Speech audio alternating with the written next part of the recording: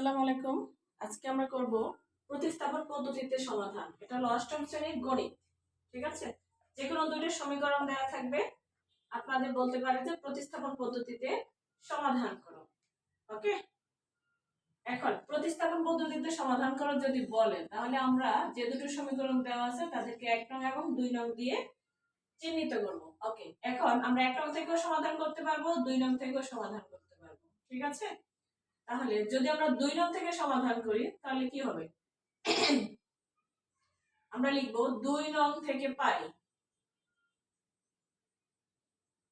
ঠিক আছে? x y সমান সমান 1। আপনারা লিখতে পারেন 1 নং থেকে পাই, সেটাও করা যাবে, একই কথা। এবার আসেন, যদি আপনারা x কে বাম পাশে রাখেন তাহলে এভাবে করবেন, x সমান সমান 1, মাইনাস y ডান দিকে গেলে হবে প্লাস এর y। ঠিক আছে? এই যে বাম থেকে আমি ডানে নিলাম, এটাকে বলা হয় পক্ষান্তর করে।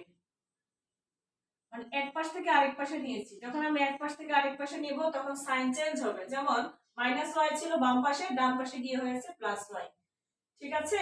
ওকে, এবার আপনারা এখান থেকে ওয়াই এর মানও বের করতে পারেন, কোনো সমস্যা নেই, যে কোনো একটা চলকের মান আমরা বের করব। ওকে, এটাকে আমি 3 নং দিয়ে রেখে দিলাম।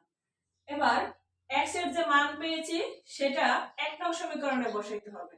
এখন লিখব 1 নং সমীকরণে x এর মান বসাই।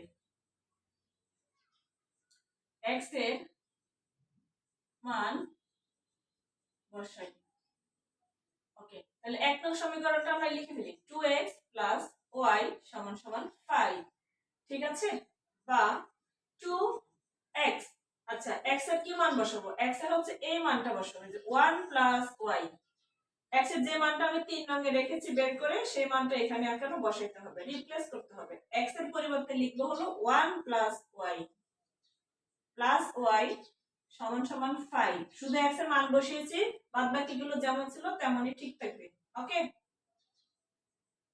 এবার 2 এর পরে ব্র্যাকেট আছে, দ্যাট মিন্স 2 দিয়ে পুরো অংশটাকে গুণ করতে হবে। 2 দিয়ে আমি 1 কে গুণ করব এবং 2 দিয়ে y কে গুণ করব, তাহলে 2 2y y সমান 5। ঠিক আছে? এবার 2 যোগ করতে হবে 2y y, তাহলে হবে 3y সমান 5। বা আমরা চলকের মান বের করব, চলক হচ্ছে এখানে শুধুমাত্র y, তাহলে y অংশটা বামে থাকবে, সমান 5 - 2। y কে ডানেও নেওয়া যায়, একই কথা, যেভাবে করেন সিস্টেম ঠিক থাকতে হবে। এবার আসেন 3y সমান 5 - 2, এখানে হবে 3। বা আমরা শুধু y এর মান বের করব, y টা বাম পাশে রাখি, আর y এর সাথে যে 3 আছে এটা গুণ আকার আছে, তাকে এখন ডান পাশে নিব।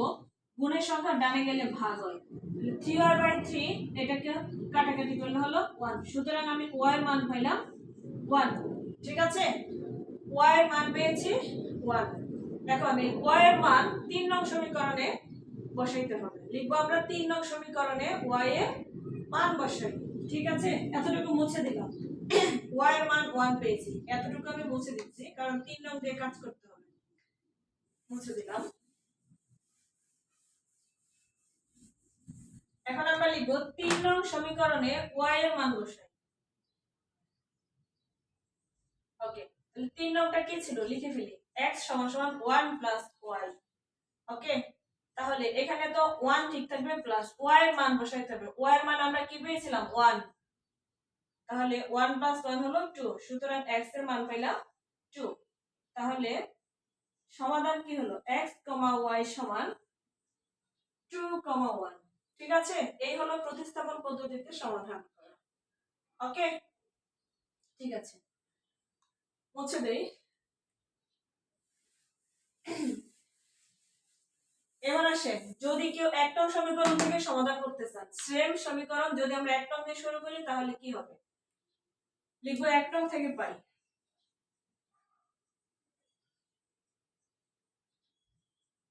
2x y সমান সমান 5। বা 2x টাকে বাম পাশে রাখি, আমি এখান থেকে x এর মান বের করব। যদি আপনারা y এর মান বের করেন তাহলে y কে বাম পাশে রাখবেন, 2x কে ডান পাশে নিয়ে যাবেন। ঠিক আছে? ওকে, ডান।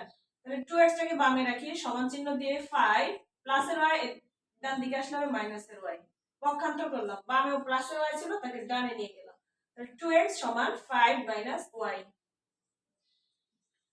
তাহলে আমরা এখান থেকে শুধুমাত্র x এর মান বের করব। তাহলে x সমান কি 2x এর সাথে গুণ আকারে আছে, ডান দিকে গেলে ভাগ হবে, গুণের সংখ্যা সাইড পরিবর্তন হলে ভাগ হয়, তাহলে 5 মাইনাস y এখানে 2 এসে নিচে বসে যাবে। ঠিক আছে, এটা হলো 3 নং। আমার উদ্দেশ্য ছিল x টাকে সিঙ্গেল করে মান বের করা, x এর মান বের করেছি। ঠিক আছে, এটাকে 3 নং দিয়ে রেখে দিলাম। এবার x এর যে মান পেয়েছি সেটা 2 নং সমীকরণে বসাবো। লিখব 2 নং সমীকরণে x এর মান বসাই।